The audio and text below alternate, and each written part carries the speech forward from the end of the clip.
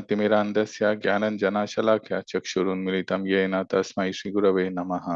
श्रीचैतन्यमनोभीष्टं स्थापितं येन भूतले स्वयं रूप कदा मह्यं ददाति स्वपदान्तिकं। वन्देऽहं श्रीगुरौ श्रीयुतपदकमलं श्रीगुरून् वैष्णवांश्च श्रीरूपं साग्रजातं सहगण रघुनाथान्वितं तं सजीवं साद्वैतं सावधूतं परिजनसहितं कृष्णचैतन्यदेवं श्रीराधाकृष्णपादान् सहगण ललिता श्रीविशाखान्वितांश्च। हे कृष्णा करुणा सिंधु दीनबंधो जगतपते गोपेश गोपिका कांता राधा कांता नमोस्तुते। तप्त कांचना गौरांगी राधे वृंदावनेश्वरी वृषभानुसुते देवी प्रणमामि हरिप्रिये। वाञ्छकल्पतरुभ्यश्च कृपा सिन्धुभ्य एव च पतितानां पावनेभ्यो वैष्णवेभ्यो नमो नमः। जय श्री कृष्ण चैतन्य प्रभु नित्यानंद श्री अद्वैता गदाधर श्रीवासादि गौरभक्तवृंद। हरे कृष्णा कृष्ण कृष्ण हरे हरे, हरे राम राम राम हरे हरे। नमः ओम विष्णुपादाय कृष्ण प्रेष्ठाय भूतले श्रीमती भक्तिवेदांत स्वामी निति नामिने। नमस्ते सारस्वती देवे गौरवाणी प्रचारिणे निर्विशेषा शून्यवादी पाश्चात्य देशतारिणे। Hare Krishna devotees, welcome to the morning Srimad Bhagavatam class. We are reading from the 4th canto, chapter 2,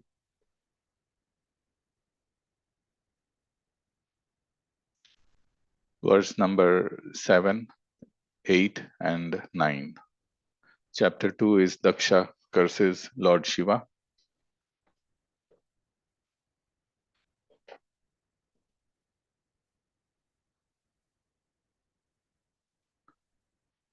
Okay. So I will read the verse because there are 3 verses. Let me say my pranams and then I will begin. ओम ज्ञानतिमिरान्धस्य ज्ञानञ्जनशलाकया चक्षुरुन्मिलितं येन तस्मै श्रीगुरवे नमः। श्रीचैतन्यमनोभीष्टं स्थापितं येन भूतले स्वयं रूप कदा मह्यं ददाति स्वपदान्तिकम्। I was born in the darkest ignorance, and my spiritual master opened my eyes with the torch of knowledge. I offer my respectful obeisances unto him. When will Srila Rupa Goswami Prabhupada, who has established within this material world the mission to fulfill the desire of Lord Chaitanya, give me shelter under his lotus feet?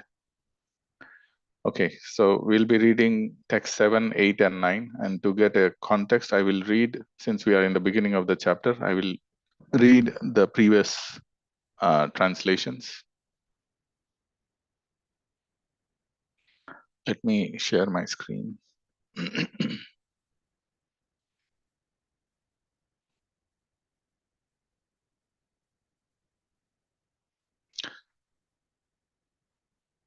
Okay. Okay. Again, the chapter title is Daksha curses Lord Shiva. Text 1. Vidura inquired, why was Daksha, who was so affectionate towards his daughter, envious of Lord Shiva?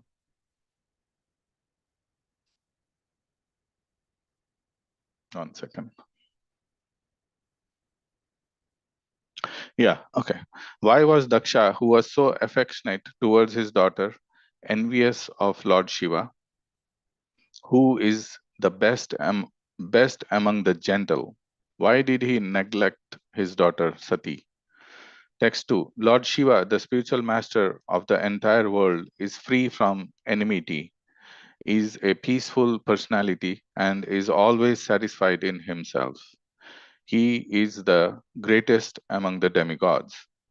How is it possible that Daksha could be inimical towards such an auspicious personality?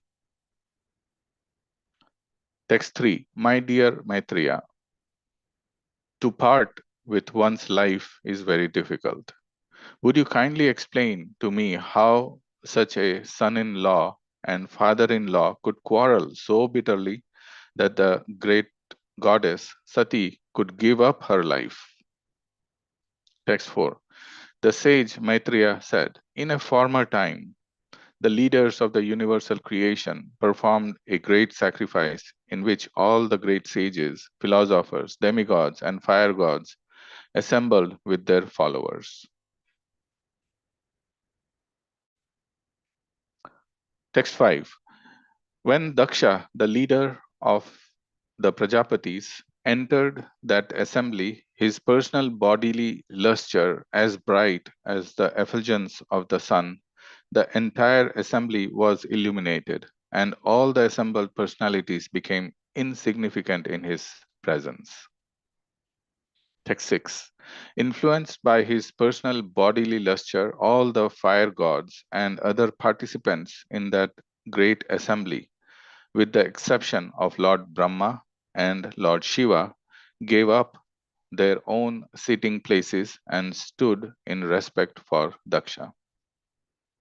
All right, so we'll begin with text 7 today. So this is a conversation between Vidura and Maitreya Muni. And Vidura is asking a question about the fight between Daksha and Lord Shiva, or like Srila Prabhupada has translated, between the son-in-law and the father-in-law. And they were both great personalities, and why did they fight so bitterly?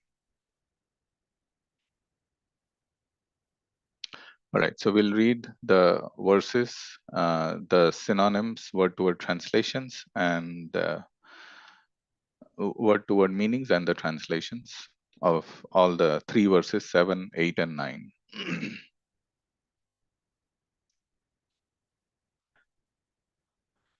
सदसस् प्रतिभिर्दक्षो भगवान् साधु सत्कृतः अजं लोकगुरुं नत्वा नीशसाद तद आज्ञया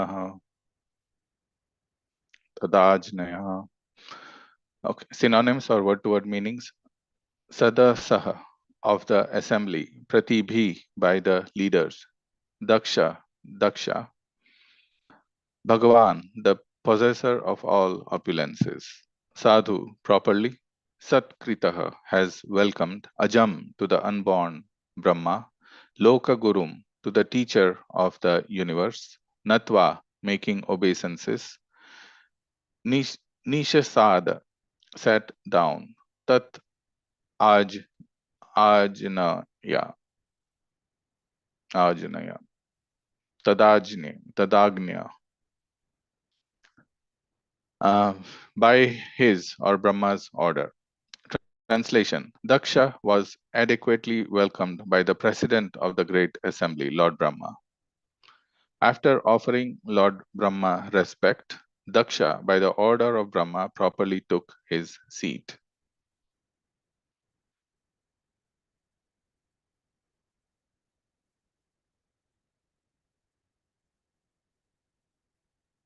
Text 8.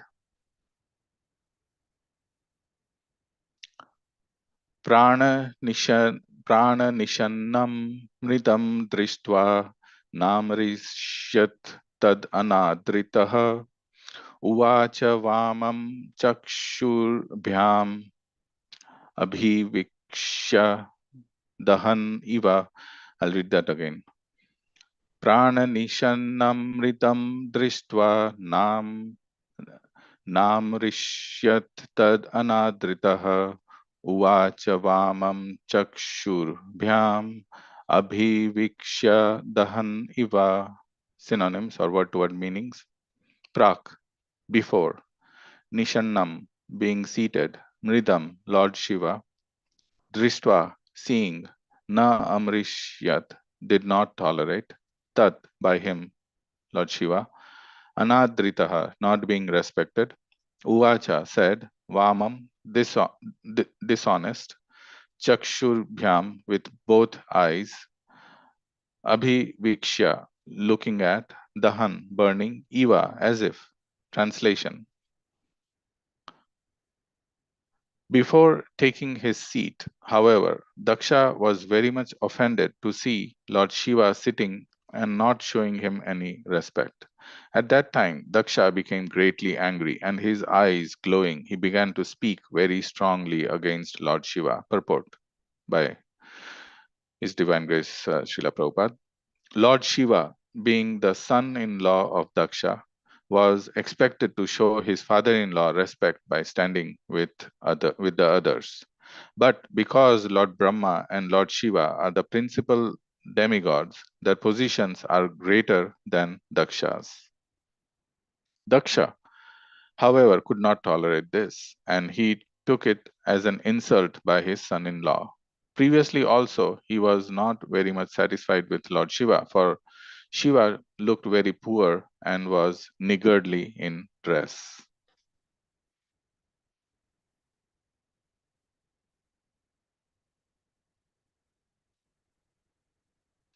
Okay. Text 9.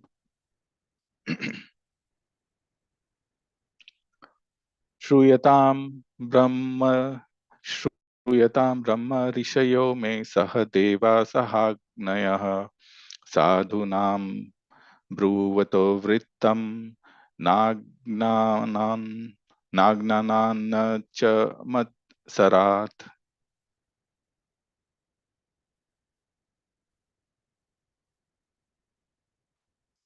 Synonyms or word-to-word meaning. Shruyatam, hear. Brahma Rishayah, O sages among the Brahmanas, may, unto me. Saha Deva, O demigods. Saha Agnayaha, O fire gods. Sadhu Nam, of the gentle. Bruvata, speaking. Vritam, the manners. Na, not. Agnanat, from ignorance. Nacha, and not. Matsarat, from envy. Translation. All sages, Brahmanas, and fire gods present, please hear me with attention. For I speak about the manners of gentle persons. I do not speak out of ignorance or envy. Purport. In speaking against Lord Shiva, Daksha tried to pacify the assembly by presenting in a very tactful way that he was going to speak about the manners of gentle persons. Although naturally this might affect some unmannerly upstarts, and the assembly might be unhappy because they did not want even unmannerly persons to be offended. In other words, he was in complete knowledge that he was speaking against Lord Shiva in spite of Shiva's spotless character. As far as envy is concerned, from the very beginning he was envious of Lord Shiva. Therefore, he could not distinguish his own particular envy. Although he spoke like a man in ignorance, he wanted to cover his statements by saying that he was not speaking for impudent and envious reasons. Okay, so we see here in these three texts that Daksha is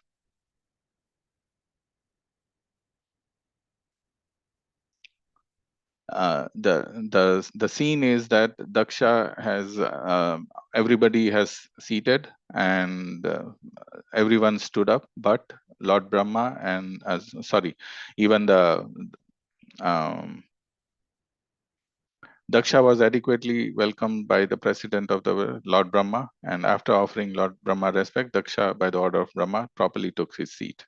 So Lord Brahma and Lord Shiva did not uh, stand up. So they had their own sitting places, and out of respect, we know that even here in our culture, when we want to show respect, we get up, shake hands, and talk to them. That's a gesture of showing respect. So similarly, everyone, including the fire gods and all the other participants in that assembly, they all stood up when Daksha entered. And it is clearly mentioned in the previous verses that Daksha was very effulgent, and that basically effulgence meant that he was in a good standing, meaning that he had respect, he had the required, he was doing his service properly, because of which the effulgence is coming. However, there are some underlying and hidden things in him, and which is the envy for his son-in-law, Lord Shiva. And like Srila Prabhupada points out, this envy is not because he did not get up. Lord Shiva not getting up simply agitated his, or made his envy even greater. But that envy was lurking inside his heart for a very long time. And like Srila Prabhupada explains, that since the marriage of his daughter Sati with Lord Shiva, it was that envy was there. That how can such a person marry my daughter? Daksha's position is like a king, because he's the progenitor, he's the propagator of all the living entities. So that's his job, and that job, or that service, comes with a lot of responsibility. And when that responsibility is mixed with pride, then this envy comes automatically. He could not understand that. I mean, I'm sure with that service he knew that Lord Brahma, Lord Shiva, they are the one of the uh, three murtis, the Lord Vishnu in his Guna avatar. But when the service, and when we get involved into our service and forget the basic principle, the pride comes up, and because of that pride, the enviness had developed. And with that, he is also, in these three verses, he is trying to say that whatever he's going to speak, it is um, from knowledge, and not out of envy, and that itself gives him away. So if somebody, it's like if somebody is there's some malice in somebody's heart, they'll automatically take it out. I'm not saying this because I have anything against you. I'm only saying it because, and then they'll give an explanation. And that's what even Daksha is doing here. That he says that,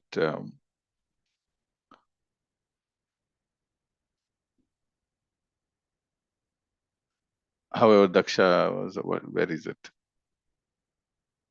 Yeah, the text 9. And he says that, please hear me with attention, for I speak about the manners of gentle persons. I do not speak out of ignorance or envy. And Srila Prabhupada, in the purport, he points out, in other words, he was in complete knowledge that he was speaking against Lord Shiva, in spite of Shiva's spotless character. So very clearly, uh, it, he was speaking. The knowledge was there that he was speaking against Lord Shiva, in spite of Lord Shiva's spotless character. And further, Prabhupada says, as far as envy is concerned, from the very beginning, he was envious of Lord Shiva. Therefore, he could not distinguish his own particular envy. Although he spoke like a man in ignorance, he wanted to cover his statements by saying that he was not speaking for impudent and envious reason. So this is a very tricky part. When we are in that situations, at least I know that when we are trying to cover in some corner, we know that we are guilty, yet we are doing and trying to cover up. So externally, we are convinced that what I am doing is correct. However, internally, there is some indication, some kind of a thought process is there, that what I'm trying to do is not correct. However, we still go ahead and do it. And why is that? That's basically because of the envy and pride, which has taken up more significance than the proper etiquette or the proper uh, values. So I think it's 57 and we have 3 minutes. I need to drop off. I have an important call. So I'll stop here. Essentially the three verses are talking about Daksha and how he uh, did not like Lord Shiva getting up and paying respect to him, and he instead respect should be earned is also one of the things that I wanted to bring up. It should not be demanded, but here we see that Daksha is going to demand respect from Lord Shiva, his son-in-law. And we also talked about how envy and pride are the cause of such behavior, at the root cause. And although we know, we may not know because it's covered by pride and envy, but at the corner of our heart, there is some indications are there. But still, because of the pride and anger, we nevertheless go ahead and start blaspheming someone. So we'll go and see what happens next, but I will stop from tomorrow onwards. I'll stop here and see if there is any discussion in just 1 or 2 minutes.